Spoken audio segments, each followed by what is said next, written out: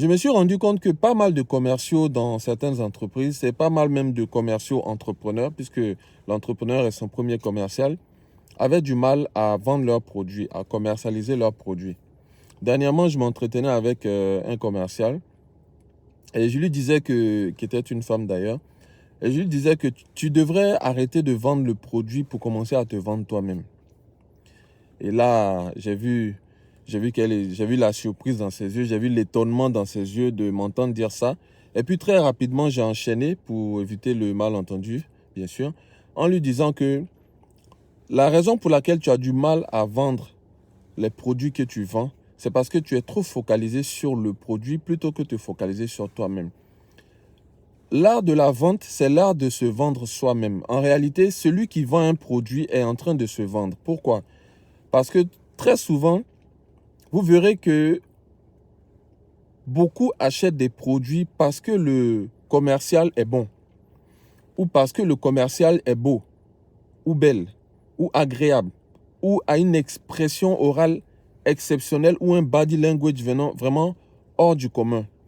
C'est une mise en scène. Et c'est cette mise en scène-là, très souvent, que l'acheteur achète, permettez le jeu de mots, mais pas forcément le produit. Souvent, on parlera d'achat impulsif. La personne, sous l'effet d'une impulsion, a acheté un produit par rapport à tout ce qu'il y avait autour du produit, mais pas forcément le produit. Rappelez-vous que ça vous est peut-être déjà arrivé, en tout cas moi ça m'est déjà arrivé il y a très longtemps, très longtemps de cela. Lorsqu'un homme et une femme commencent à communiquer, bien sûr dans un cadre, on va dire, amoureux, dès le départ, vous verrez souvent que ça vous est déjà peut-être arrivé d'appeler une jeune fille par téléphone, d'entendre sa voix et d'être pressé de la rencontrer. D'être pressé de rencontrer cette jeune fille-là. Pourquoi? Par rapport à ce que vous avez entendu, par rapport à la voix, par rapport à, on va dire, le ton de la voix, par rapport à la manière dont elle vous avait parlé. C'est pareil pour un homme. Des fois, il y a un homme qui vous fait la cour, il y a un homme qui vous intéresse. Et chaque fois qu'il va décrocher le téléphone, il va prendre sa voix la plus lover, il va prendre sa voix la plus mature pour montrer une certaine expérience même à travers sa voix, pour espérer vous intéresser. Et puis finalement, souvent, vous rencontrez même la personne et vous vous rendez compte qu'il n'y avait que la voix qui était attirante. Mais ça, c'est un autre sujet. Mais ce que je veux vous dire, c'est que dès l'instant où vous commencez à vous mettre en scène vous-même, dès l'instant où c'est vous-même que vous essayez de vendre, vous allez toujours vendre vos produits. Moi, je me rappelle que les meilleures ventes que j'ai eu à faire, je ne vendais même pas le produit. Et quand vous ne vendez pas le produit, vous n'essayez pas d'embellir non plus le produit. Vous n'essayez pas de faire croire à l'acheteur qu'il est devant le produit, on va dire le produit du mois ou le produit de l'année. Vous vous désintéressez même du produit et vous vous mettez vous-même en avant. Voilà. J'ai expliqué comme ça à cette jeune fille que la vente, ça commence déjà, surtout quand c'est au téléphone, par la voix.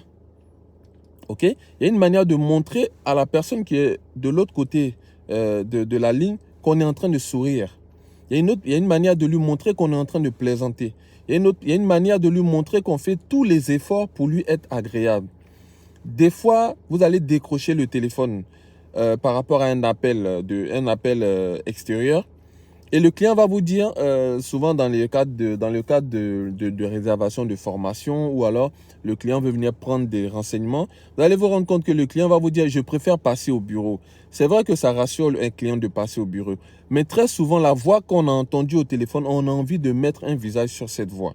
La vente a déjà commencé. La vente commence dès que vous décrochez le téléphone. La vente commence dès que vous vous présentez devant votre client. OK? Quand on est un homme, ça va passer par peut-être si on a la barbe, si on a beaucoup de cheveux, par la coupe. OK, la coupe de cheveux, la barbe toujours bien rasée. Ça va passer par la tenue vestimentaire. Ça va passer par une maîtrise du langage qu'on parle. Ça peut être le français, ça peut être anglais, une maîtrise exceptionnelle. Ça va passer par le body language, la manière de se comporter, la manière de fixer à un moment donné l'acheteur, ou alors voilà, c'est vraiment ces petits détails-là qui vont, on va dire, enchaîner, qui vont faire que le client va vouloir acheter tout de suite. Donc, la vente a déjà commencé. Deuxième chose, la plupart des commerciaux vendent le produit, OK, plutôt que les avantages du produit. Il y a une grande différence. Par exemple, quand vous prenez une formation, si vous dites par exemple, ma formation coûte 99 000 francs CFA, ok? Automatiquement, le client peut être branché ou pas. Très certainement, il sera déjà rebuté par le prix. Mais comme vous n'avez pas pris la peine de vendre les avantages du produit, il va toujours trouver le prix élevé. Voilà pourquoi dans des grandes institutions de vente, vous verrez que quand vous rentrez par exemple dans les magasins de luxe, dans le vestimentaire, les prix ne sont pas affichés. Quand vous rentrez par exemple chez Lancel, quand vous rentrez par exemple chez Gucci et j'en passe, vous verrez que le prix est caché à l'intérieur parce que ce n'est pas le prix le plus important. Déjà, la plupart des clients même qui vont là-bas, le prix n'est pas un problème pour eux, donc on le cache. On montre la beauté du sac. On veut que tu touches la matière, que tu sentes le cuir, que tu manipules le sac, que tu le portes déjà pour que tu te vois déjà dans ce gala que tu prépares pour ce samedi. C'est ensuite que tu découvres le prix. Le prix est la dernière chose qu'il faut montrer lorsqu'on vend un produit. Moi, j'ai bossé pour Bose, B-O-S-E, ils sont spécialisés dans les enceintes acoustiques. On faisait souvent une manipulation du produit, une démonstration du produit avant même d'annoncer le prix. Okay? C'est-à-dire que le client qui rentre dans ton salon, tu l'installes. Si tu as du café, tu lui offres le café. Et puis, tu lui passes une musique. Bien sûr, on lui a demandé quel type de musique il écoute. Tu lui passes une musique et puis tu faisais tester le multi-room dans lequel Bose est spécialisé. Et le client, en fait, automatiquement, il se projette. Le client va se projeter dans son salon. Le client va se projeter dans son salon. Le client va se projeter dans une atmosphère qui va faire qu'automatiquement, il va vendre. Parce que ce sont des enseignes dont les prix ne sont pas donnés. Voilà. Donc, première chose, arrêtez de vendre le produit, vendez-vous vous-même.